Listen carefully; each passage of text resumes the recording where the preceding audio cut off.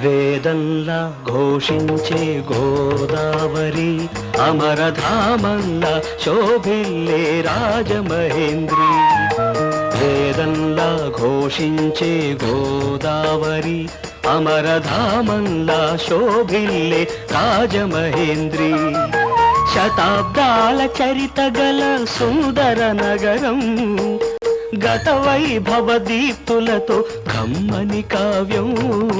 వేదంలా ఘోషించే గోదావరి, అమరధామంలా శోభిల్లే రాజమహేంద్రి. ఈ పాట వింటుంటేనే ఒళ్ళు పులకరిస్తుంది. దానికి తోడు మహాకాళేశ్వరుడి దర్శన భాగ్యం తోడైతే ఇంకేముంది, అనిర్వచనీయమైన అనుభూతిని పంచుతాయి. పవిత్ర గోదావరి తీరాన గౌతమి ఘాట్లో 2 ఎకరాల విస్తీర్ణంతో అత్యంత సుందరంగా మహాకాళేశ్వరాలయం రూపుదిద్దుకుంది. దక్షిణ భారతదేశంలోనే తొలి మహాకాళేశ్వరాలయం గోదావరి చెంత చేరింది. రాజమండ్రిలో ఉన్న మహాకాళేశ్వరాలయాన్ని మరో ఉజ్జయినిగా పిలుస్తారు. నిత్యం నాగేంద్రహారాయ త్రిలోచనాయ భస్మాంగరాగాయ మహేశ్వరాయ నిత్యాయ శుద్ధాయ దిగంబరాయ తస్మై నకారాయ నమః శివాయ అంటూ వేదమంత్రాలు వినసొంపుగా వినిపిస్తుంటాయి. స్వామికి చితాభస్మంతో అభిషేకం చేయడం ఇక్కడ విశిష్టత. ఇది అపవిత్రమైన భస్మాన్ని పవిత్రంగా మారుస్తుంది. రోజు తెల్లవారుజామున 4 గంటల నుండి 6 గంటల వరకు శాస్త్రోక్తంగా జరిపే భస్మాభిషేకాన్ని వీక్షించడానికి వందల సంఖ్యలో భక్తులు వస్తుంటారు. మహాకాళేశ్వరాలయం గేట్లోనికి అడుగు పెట్టగానే కుడివైపుకు నాగప్రతిమలతో శివలింగం మరియు ప్రక్కనే మరొక శివలింగం దర్శనమిస్తాయి. ఇక ముఖద్వారానికి ఇరువైపులా శివతాండవ మూర్తులు, ఏనుగులు స్వాగతం పలుకుతుంటాయి. మహాకాళేశ్వరాలయ ప్రాంగణం అంతా విశాలంగా మరియు ప్రశాంతంగా మనసును దోచుకునేలా ఉంటుంది.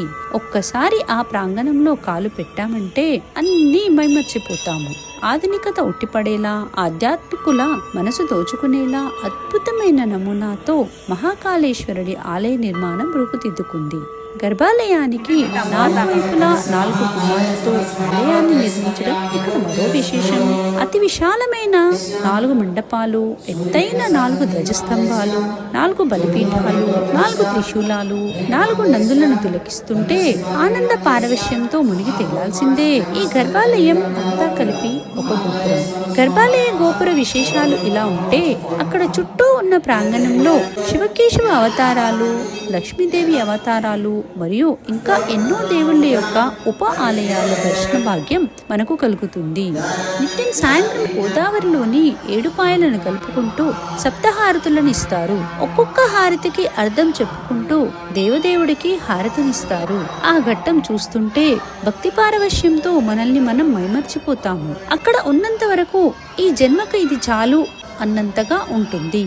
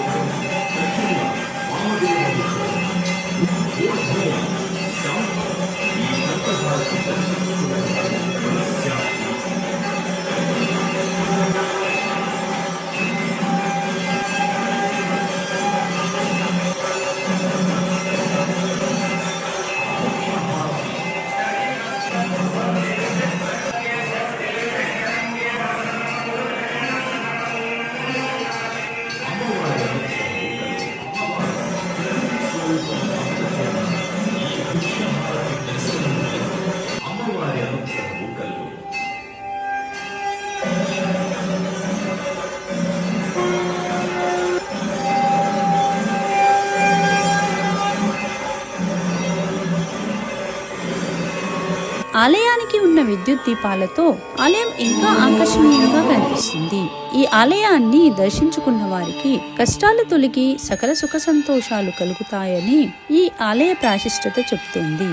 హర హర మహాదేవ శంభో శంకర.